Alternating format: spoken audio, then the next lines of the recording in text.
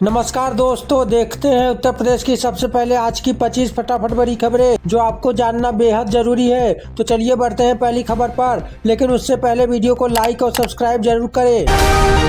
यह सपने वाला बजट सिर्फ 5% लोगों के लिए है। अखिलेश यादव का तीखा तंज। समाजवादी पार्टी के राष्ट्रीय अध्यक्ष अखिलेश यादव ने केंद्रीय बजट 2026 पर तीखा हमला बोला है। उन्होंने इसे 5% लोगों के हित वाला सपने वाला बजट करार दिया। अखिलेश ने आरोप लगाया कि इसमें गरीब, किसान, युवा और मध्यम वर्ग को नजरअंदाज किया गया है। उन्होंने स्मार्ट सिटी, खराब पर्यावरण, रोजगार संकट और किसानों की आय दुगुनी करने जैसे मुद्दों पर भाजपा सरकार की मंशा पर गंभीर सवाल उठाए हैं। यूपी बजट 2026, काशी को 2 हाई स्पीड रेल कॉरिडोर, 75 जिलों में हॉस्टल। यूपी को और क्या क्या मिला। वित्त मंत्री निर्मला सीतारमण ने केंद्रीय बजट 2026 में उत्तर प्रदेश को बड़ी सौगातें दी हैं। वाराणसी को 2 हाई स्पीड रेल कॉरिडोर मिले हैं। पहला दिल्ली वाराणसी और दूसरा वाराणसी सिलीगुड़ी। इसके अलावा प्रदेश के 75 जिलों में कामकाजी महिलाओं के लिए छात्रावास बनाए जाएंगे। साथ ही हर जिले में इमरजेंसी ट्रामा सेंटर खोलने और वाराणसी में जहाज मरम्मत केंद्र बनाने की घोषणा भी की गई है।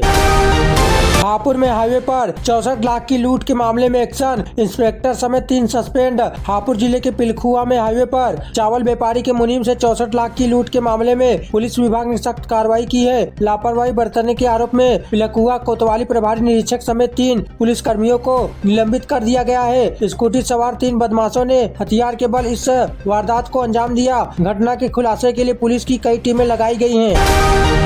माघी पूर्णिमा स्नान पर्व पर सुरक्षा के कड़े इंतजाम। 1 करोड़ 20 लाख श्रद्धालुओं ने लगाई आस्था की डुबकी। संगम तट पर माघ मेला के 6वें स्नान पर्व माघी पूर्णिमा को भव्यता से मनाया जा रहा है। सुबह 10 बजे तक लगभग 1 करोड़ 20 लाख श्रद्धालुओं ने त्रिवेणी में डुबकी लगाई। सुरक्षा के कड़े इंतजाम किए गए हैं, जिसमें जल पुलिस, पीएससी और NADRF की टीमें तैनात है। मेला क्षेत्र में वाहनों का प्रवेश वर्जित है और श्रद्धालुओं को केवल पैदल जाने की अनुमति है। कल्पवासियों को सुरक्षित वापसी के लिए भी रूट तय किए गए हैं।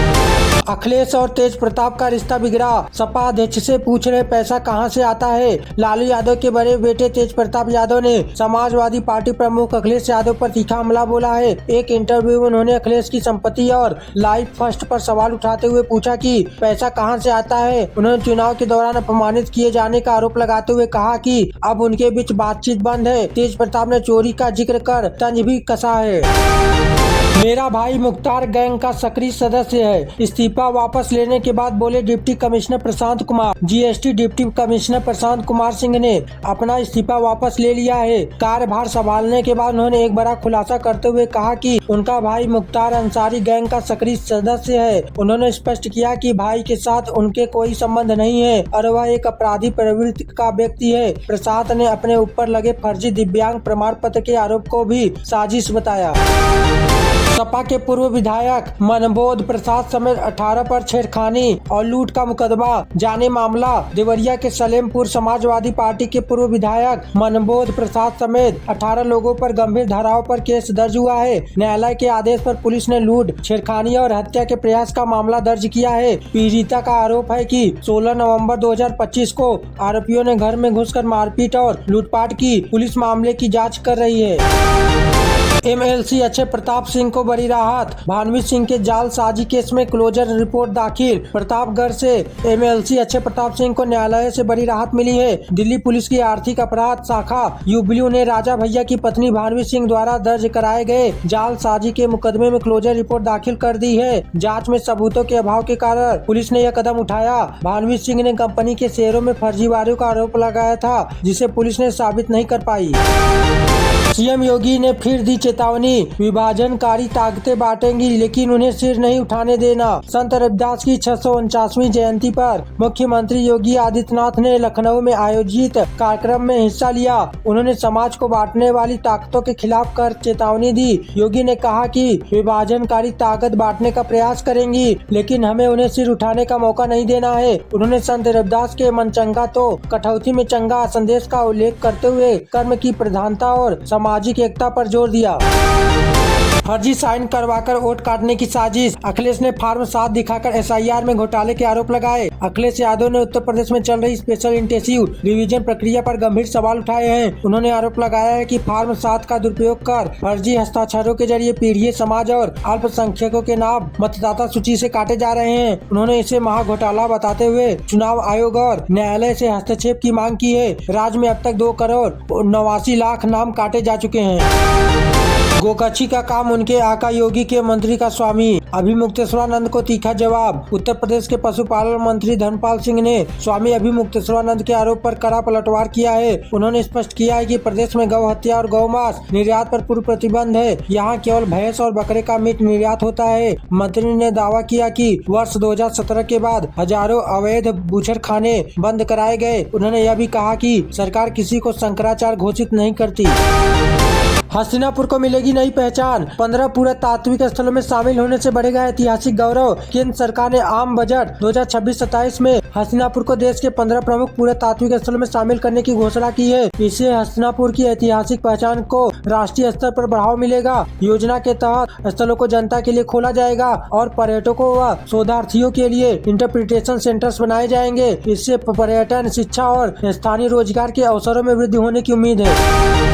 RTE नियमों में बड़ा बदलाव। किराए पर रहने वाले बच्चों को नहीं मिलेगा प्रवेश। कल से शुरू होंगे आवेदन। शिक्षा का अधिकार। RTE के तहत निजी स्कूलों में प्रवेश नियमों में बदलाव किया गया है। अब किराए के मकान में रहने वाले अभिभावकों के बच्चों को RTE के तहत प्रवेश नहीं मिलेगा, क्योंकि इसके लिए स्थायी निवास प्रमाण पत्र अनिवार्य होगा। आवेदन प्रक्रिया 2 फरवरी से शुरू हो रही है। बच्चों की यूनिफॉर्म का पैसा अब सीधे अभिभावकों के बैंक खाते में भेजा जाएगा। अम्बेडकर नगर में भीषण सड़क हादसा, 3 की मौत। दिल्ली से गोरखपुर लौट रहा था परिवार। अम्बेडकर नगर में पूर्वांचल एक्सप्रेसवे पर एक दर्दनाक सड़क हादसे में एक ही परिवार के 3 सदस्यों की जान चली गई। तेज रफ्तार कार के ट्रक से टकराने के कारण यह दुर्घटना हुई, जिसमें 4 अन्य लोग गंभीर रूप से घायल हो गए। मृतकों की पहचान विजय कुमार यादव, लक्ष्मी और 6 वर्षीय वीर के रूप में हुई है। पुलिस ने शवों को पोस्टमार्टम के लिए भेज दिया है। त्रिदेव मंदिर के पास लक्ष्मी गेस्ट हाउस में छापा, 3 लड़कियां और ग्राहक पकड़े गए। वाराणसी में त्रिदेव मंदिर के पास स्थित विजय लक्ष्मी गेस्ट हाउस में पुलिस ने छापेमारी कर एक सेक्स रैकेट का भंडाफोड़ किया है। SP मुख्यालय के नेतृत्व में हुई इस कार्यवाही में 3 युवतियों और एक ग्राहक को गिरफ्तार किया गया। पुलिस को मौके से कई आपत्तिजनक सामग्री भी मिली है। जाँच में पता चला है कि यह अवैध धंधा मोटर वर्कशॉप ट्रेनिंग की आड़ में चलाया जा रहा था। मंत्री OP राजभर के हाथ लगी मास्टर चाबी। कहा बच्चों के लिए कराओ शिक्षा का रिचार्ज। उत्तर प्रदेश के कैबिनेट मंत्री ओम प्रकाश राजभर ने हाथरस के गांव गिरधरपुर में बंजारा अधिकार महारैली को संबोधित किया। उन्होंने राजनीति को विकास की मास्टर की चाबी बताते हुए कहा कि इससे सभी ताले खोले जा सकते हैं। उन्होंने बंजारा समाज को अपील की है कि जैसे मोबाइल का रिचार्ज जरूरी है, वैसे ही बच्चों की शिक्षा का रिचार्ज भी करवाएं, ताकि उनका भविष्य उज्जवल हो सके। उन्होंने महिलाओं को राजनीति में लाने का भी जोर दिया। रामपुर में दवा से लदा कैंटर गलत दिशा से आ रही बैलगाड़ी पर पलटा, 4 बैलों की मौत। हाईवे पर लगा जाम। रामपुर में दिल्ली लखनऊ हाईवे पर रविवार तड़के एक दर्दनाक हादसा हुआ। यहां गलत दिशा से आ रही एक बैलगाड़ी पर दवाओं से लदा कैंटर पलट गया। इस दुर्घटना में बैलगाड़ी में जूते 4 बैलों की दबने से मौके पर ही मौत हो गई। हादसे के बाद कैंटर और बैलगाड़ी दोनों के चालक परिचालक मौके से फरार हो गए। पुलिस ने क्रेन की मदद से रास्ता साफ करवाया। बलिया में नाबालिग बच्चे का शव सरयू नदी में मिला। नाराज परिजनों ने थाना घेरा। 5 दिन से लापता था। बलिया में 25 जनवरी से लापता एक 9 वर्षीय बच्चे का शव सरयू नदी में मिलने से हड़कंप मच गया है। शव मिलने के बाद नाराज परिजनों और ग्रामीणों ने सहतवार थाने का घेराव कर पुलिस पर लापरवाही का आरोप लगाया। परिजनों का कहना है कि पुलिस से सक्रिय होती बच्चा जिंदा होता। मृतक 3 बहनों का इकलौता भाई था। पुलिस ने शव को पोस्टमार्टम के लिए भेज दिया है और जाँच जारी है। हाथरस में जाने किस बात को लेकर हुई RSS नेता की जमकर पिटाई। हाथरस में राष्ट्रीय स्वयंसेवक संघ के जिला प्रचारक जय किशोर पर कुछ लोगों ने जानलेवा हमला कर दिया। वाहन आगे पीछे करने को लेकर हुए विवाद के बाद 5 लोगों ने उन्हें गाड़ी से उतारकर बुरी तरह पीटा और तोड़फोड़ की। पुलिस ने त्वरित कार्रवाई करते हुए 2 आरोपियों को गिरफ्तार कर लिया है, जबकि 3 अन्य की तलाश जारी है। घायल प्रचारक को बेहतर इलाज के लिए आगरा रेफर किया गया है। यमुना एक्सप्रेसवे क्षेत्र में इंटरनेशनल फिल्म सिटी से बदलेगी प्रदेश की तस्वीर। योगी सरकार की प्लानिंग जानिए। योगी सरकार नोएडा के सेक्टर 21 में यमुना एक्सप्रेसवे के किनारे 1000 एकड़ में अंतर्राष्ट्रीय फिल्म सिटी विकसित कर रही है। इसे जून 2028 तक पूरा करने का लक्ष्य है। नोएडा इंटरनेशनल एयरपोर्ट के पास होने से इसकी कनेक्टिविटी बेहतर होगी। यहाँ स्टूडियो, शूटिंग फ्लोर और फिल्म यूनिवर्सिटी जैसी सुविधाएं एक ही जगह मिलेगी, जिससे रोजगार और पर्यटन को बढ़ावा मिलेगा। रामनवमी की बात कर सकेंगे। सप्तमबट्टम के मंदिरों में दर्शन पहुंचने का रास्ता बनाने की तैयारी। अयोध्या राम मंदिर में सप्तमबट्टम, परकोट के 6 मंदिरों, शेष अवतार और कुबेर टीला में आम श्रद्धालुओं के दर्शन अब चैत्र रामनवमी के बाद ही शुरू हो सकेंगे। भवन निर्माण समिति के चेयरमैन नृपेंद्र मिश्र ने इसकी पुष्टि की है। निर्माण कार्य के कारण धूल, गुबार और आवागमन में बाधा होने के चलते यह निर्णय लिया गया है। प्रतिदिन केवल 5000 श्रद्धालुओं को पास के जरिए दर्शन की अनुमति मिलेगी। 500 साल पुराने शिव मंदिर की खुदाई में निकला खजाना। ब्रिटिश और सिंधिया राजघराने के मिले सिक्के। झांसी जिले के रक्स थाना क्षेत्र में एक 500 साल पुराने शिव मंदिर के जीर्णोद्धार के दौरान खुदाई में खजाना मिला है। पुरातत्व विभाग की टीम को जमीन में गड़े एक घड़े से 7 तांबे के सिक्के प्राप्त हुए। इनमें से 2 सिक्के ब्रिटिश कालीन और 5 सिंधिया राजघराने के हैं। सिक्कों के मिलने से ग्रामीण में गड्ढा धन मिलने की अफवाह फैल गई, जिससे मौके पर भारी भीड़ जमा हो गई। बरेली में बन रही है यूपी की अत्याधुनिक लाइब्रेरी। शिक्षा और अध्यात्म का दिखेगा संगम। बरेली में राम गंगा नगर सी योजना के तहत प्रदेश की सबसे अत्याधुनिक लाइब्रेरी का निर्माण किया जा रहा है। 6 करोड़ की लागत से बन रही है लाइब्रेरी 5578 वर्ग मीटर में फैली होगी। इसमें सैकड़ों शोधार्थी एक साथ अध्ययन कर सकेंगे। डिजिटल लर्निंग के लिए यहाँ कंप्यूटर रूम और सेमिनार हॉल की सुविधा होगी। साथ ही कैफेटेरिया और पार्किंग की व्यवस्था भी उपलब्ध रहेगी।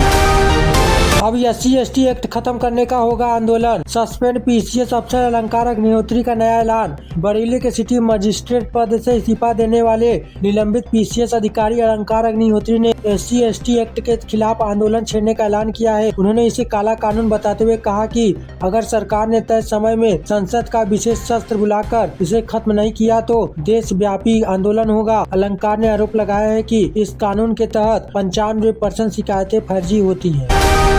दोस्तों, रोजाना ऐसे ही न्यूज वीडियो देखने के लिए लाइक, सब्सक्राइब जरूर करें।